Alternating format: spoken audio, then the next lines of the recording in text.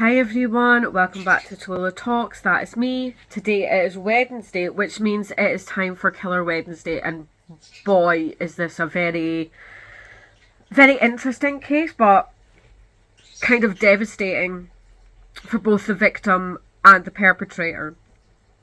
I also want to preface this by saying I am going to go into the childhood and background of the perpetrator and the psychology. This is because I like to understand the kind of psychology and the upbringing and what could have possibly led to these events. This does not give an excuse to what he did, because what he did was vile and disgusting. It just provides an explanation. So I just wanted to say that, get that out of the way. Anyway, today we are going to be talking about Jessica Lunsford, who was a 9-year-old little girl who was abducted, raped and buried alive, which unfortunately led to her death. And this all happened by a man did this called John Couey. So I'm going to start off by talking about John Couey, his childhood, his background, and how that led to the events that happened in 2005. So let's just get to it. John did not have a very good childhood, and in most of these cases, typically murderers do not have very good childhoods. It was described that he was beat up in any childhood home that he went to, and he moved around a lot and never really had a permanent home. And when he was a bit older, he actually had to sleep on the streets and eat out of bins. His gran wrote that in 1979, Couey had a very, very scarred childhood, and many state that he was brought up the hard way. He was born 8 weeks premature, unfortunately, on August 19th, 1958, and he was born at the Florida Sanatorium and Hospital in Orlando. So whether that meant that his mum had some sort of mental health and that's why she gave birth in that particular hospital, I'm not entirely sure. It is known that when he was born, this did cause damage to his brain. He has a very low IQ, so he is developmentally disabled.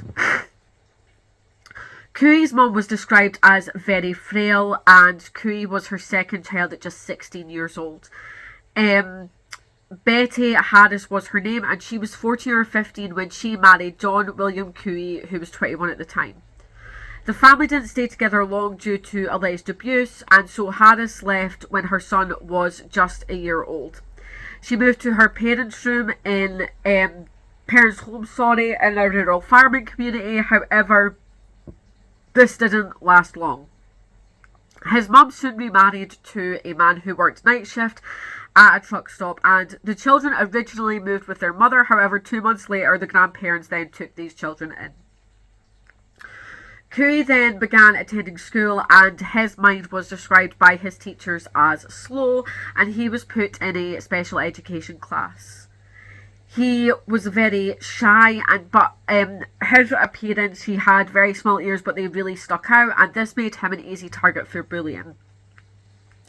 His uncle Sammy stated, "I wanted to sit with them because the bullies on the bus just wanted to run over them," end quote. Couey's stepdad, Bobby Lindsay, bullied him at the house as well, and one of Couey's family members recalls that Bobby actually nearly drowned Couey in order to teach him a lesson. A family member also recalled a time that Couey had been beaten black and blue. He never really spoke about the abuse. Couey did tell officials about it, and about one event in particular. So Couey told how he wet the bed, and as punishment, his stepdad smashed his head between the wall and the door. So with this amount of abuse going on and the amount of head trauma that he's going through, this will further impair his brain. Both his mum and stepdad, however, deny any abuse allegations. It was at this point that Couey and his sister then moved into their real dad's house. Unfortunately, the abuse did continue here. Relatives said that the abuse got so bad that the children were then moved again into their aunt's home. And after being in a more stable environment, his older cousin Linda remembers her mum teaching Couey how to speak plainly. And she also managed to stick back Couey's sticky out ears so he wasn't so much a target for bullies. At 8 years old, Couey's cousin remembers that she fell asleep and woke to find her 8-year-old cousin on top of her, attempting to pull down her underwear.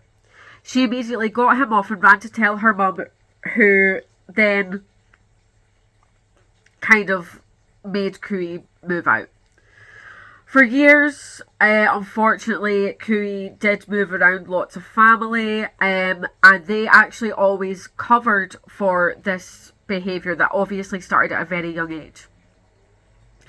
At 16, Couey dropped out of high school and was on his own. He went from job to job while also being addicted to alcohol and drugs. His first run-in with the law was actually at 19. He had broken into the bedroom of a young girl, covered her mouth with his hand when she woke up, and she actually at this point managed to get free and run through to her mum. When confronted by police, he did acknowledge that was true, that was what he had done. However, he did write a letter to his lawyer in terms that he basically wanted help for what he called his demons. I also want to note that later on down the line, when he was sexually abusing other young children, he actually stated to police that he wasn't doing anything wrong and that him and his daddy did this all the time. So obviously he was sexually abused in his own home, and because his dad did that to him and he had a diminished brain capacity, he genuinely thought this was a normal thing to do. So when he was speaking to his lawyers about his personal demons, he said, and I quote, "When I was young, I saw a doctor of the mind. I saw many psychiatrists and they confirmed I have a mental disease," end quote. The judge gave Couey a 10-year sentence, and a state psychologist had actually measured his IQ level, and this actually sat at 78, which was just above developmentally disabled. I don't want to use the word they used because it's not used anymore. Over the years, Couey was arrested for many times, just for kind of robbery, theft, that sort of thing. Family members revealed that he moved in between sentences. He would stay with different family members, and after 2 years, the parole board let him out due to good behaviour. At this point, he moved back in with his mum and stepdad, and that night, he actually went into his stepsister's room, who was 5 years old. As she slept, it was said that he kissed her legs, and this was when the older sister woke up and went to get her mum. And Couey's mum recalled, quote, "He tried to rape her, and if our daughter hadn't woken up, he would have succeeded," end quote. Again, Couey genuinely thought this kind of behaviour was normal due to his diminished capacity, and the fact that it was done to him in pretty much in all the homes that he went to. The next morning, Couey was taken to his parole officer, and he allegedly didn't realise he had done anything wrong. Quote, "I never wanted to hurt them. Me and my daddy does this all the time," end quote. And even just the English that he uses there, you can tell that he does have quite a low IQ. A report, however, wasn't made, and Couey was then sent to live with another relative. So again, we can place that blame on the police, because the parole officer really should have taken him back or gotten him some sort of help for what he was doing to children. Before leaving, his mum said to John, quote, "Johnny, you forget you've got a mama because your mama is dead," end quote. In 1985, Couey married Karen Ghosh. The night they met, Couey got her pregnant. Their marriage was described as very rocky, and it eventually ended in 1990. She discovered that Couey had been sexually abusing the stepdaughter. Again, no one called the police. I'm not sure if this was because they maybe felt sorry for him because of the diminished capacity. But the relatives and police are also at fault for not doing what they should have been doing. Age 33, Couey was found guilty of lewd behaviour with a 5-year-old neighbour, and this led to him being officially put on the sex offender list. Couey asked for help multiple times to police officers, lawyers, psychiatrists, because obviously he had been arrested multiple times for it, and so he probably knew by this point that what he was doing was wrong, and so he did ask for help. Quote, "Personally, I feel prison isn't going to help me," end quote. Within a few years, he was again released, and at one point, police actually lost Couey's records. And so he then stopped going to the sex offender treatment that he was going to, and actually disappeared from authorities' radar. But again, obviously Couey is at fault. I'm not saying he didn't commit any of those crimes. He did. But there's been a few times when officers didn't report his behaviour, when family members didn't report his behaviour. So we also have to kind of not put blame, that's a strong word, but they are also responsible. So now we're going to move on to the kidnap and murder of Jessica Lunsford. So Jessica Lunsford was born 6th of October 1995, and she was described as a top student who loved to sing, play, attend church, and she loved riding on the motorbike with her dad, Mark. Excuse me. Jessica was unsure what she wanted to be as an adult. Obviously, she was still quite young. She was only 9 years old. But she kind of put into the choice maybe a fashion designer or a singer. On the 24th of February 2005, Jessica's dad, Mark, discovered that she was missing. He had actually spent the night at a girlfriend's house the previous night, and so her grandparents were looking after her. And when he came home, she wasn't in her bedroom. And that led him to search. They lived in a mobile home, so that led him to search the whole home, and he just couldn't find her. He believed that she was already awake at this point, but again, he couldn't find her, and nothing was kind of weird, and nothing was missing from her room, so he didn't really suspect that anyone had gotten in. As Mark continued to search, he realised that the front door had been unlocked, and at the time that Mark had reported Jessica missing, she was actually last seen at 10 p.m. the night before by her grandparents when they had put her to bed. Mark and Jessica shared a mobile home with Jessica's grandparents, and like I said, Mark was at a girlfriend's house the night that Jessica disappeared.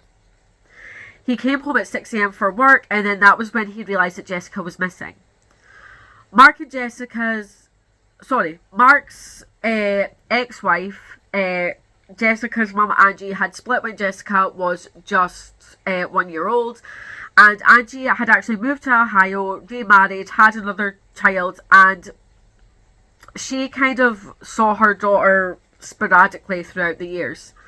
When Angie heard of the disappearance, she actually stated that she hadn't seen her daughter in 4 years.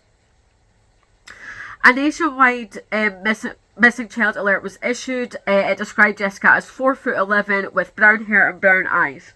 An Amber Alert unfortunately couldn't be issued at this time because the police didn't know the vehicle that had taken Jessica. Immediately after this alert was issued, volunteers and authorities scoured the area surrounding their home with dogs. A dive team was also organised to search any bodies of water, and the search initially focused on the wooded area near their home, but however it turned up nothing on her whereabouts. The first lead in the case was February 27th when officers released footage of a man who had 2 children, and this was after Jessica's disappearance. The family, however, said that the young girl that the man was with did not look like Jessica, and the man actually came forward and he was then ruled out as a suspect. By the beginning of March, the search for Jessica had unfortunately ended, and police then turned to child abduction experts. They focused on a 14-mile area around Jessica's home. Quote, that way they would have a higher degree of accuracy, end quote. They also looked into the sex offenders register and who kind of lived in the area that was on that register. There was actually 150 that lived in the same zip code as Jessica. These sex offenders were then investigated on paper, and on the 15th of March, they disclosed that a routine check had led them to a potential suspect, and he was given 48 hours to kind of come out of hiding and come forward. When this person didn't come forward and couldn't be found, police then released his name to the media. This was John Couey, who was eventually arrested on March 17th. Mark didn't recognise Couey and was pretty sure that his daughter wouldn't go off with a stranger, but unfortunately, as we now know, this just wasn't the case. The following day, Couey confessed to abducting, raping and killing Jessica, and after taking a polygraph test, Couey said, quote, "You don't need to tell me the results, I already know what they are," end quote. When officers entered the room, Couey apologised and actually told them where to find Jessica's body. So it is very evident that he felt bad for what he had done. So we can't really put him in the category of being a psychopath or a sociopath, because he felt bad for what he had done and he knew that what he had done wasn't right, which means that he does have a conscience. Between 3:30 and 4:30 a.m. the body of Jessica was unearthed, and this was actually less than 200 yards from her home, and officers had actually already checked this area and Jessica would have still been alive, but unfortunately they didn't think to dig up a shallow grave. I mean, who would? After Couey's arrest, 3 people living within his sister's home were also charged. They were charged for obstructing police for failing to notify them that they knew what John Couey had done. This was Dorothy Dixon, 47, Maddie Sikors, 27, and Matthew Dithrick, 31. John confessed that he took Jessica at roughly 3 a.m. He woke her up and basically whispered to her, "Don't tell nothing." He took Jessica to his sister's home where he raped her over the weekend, and he then kept her hidden in a closet whenever someone was kind of present, and he actually also showed her the news, and kind of, I suppose this would have been mental torture because she knew that her family was looking for her and that she couldn't be found by them.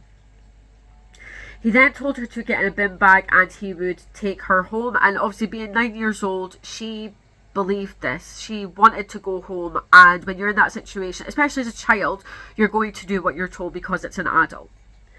Couey then buried her alive. He was found guilty. Along with the confession, Jessica's fingerprints were also found in his home. He was originally sentenced to death, however he died in 2009 of natural causes. After her death, Jessica's family campaigned for Jessica's Law, which mandates a minimum of 25 years in prison and a maximum of a life sentence for first-time sex offenders, and other states have also actually introduced this law. So going into the psychology of it, we've already talked about his diminished capacity and how that led to him thinking that there was nothing wrong with sexually abusing children. During the trial, a defence argued that Couey's IQ rendered him mentally handicapped. According to a 2002 ruling, this should have disqualified him from the death penalty. However, the judge ruled that Couey's IQ was around 78, and this was like literally a few points higher than what the score was at that point for being mentally disabled. The trauma from his childhood, which he did repeatedly tell professionals about throughout his life, I feel like also was another explanation for this. He told authorities multiple times that he needed help. Once he realised that what he was doing was wrong, he told them that jail wasn't going to help him. He needed help for his demons. And I feel like if he didn't have such an abusive childhood, he wouldn't think that what he was doing was normal to those children, but he did think it was normal. Again, this isn't, I'm not defending him or anything like that. This is just simply an explanation for why things happened the way they did. But I don't think we can just obviously he did do it. He raped and murdered a little girl, but he was already a registered sex offender. Police lost his file. Police often let him off with certain things because I imagine because he was incapacitated. Family members knew about abuse that was going on, and yet they still allowed him to do this by not telling police and not getting him arrested. So when you look at all that, I mean, we kind of saw this coming when you look at the sort of full list of facts. I hope you enjoyed today's case. Obviously, it's a very sad one on both sides. It's horrific. And hopefully in the future we can better deal with sex offenders, because clearly just prison doesn't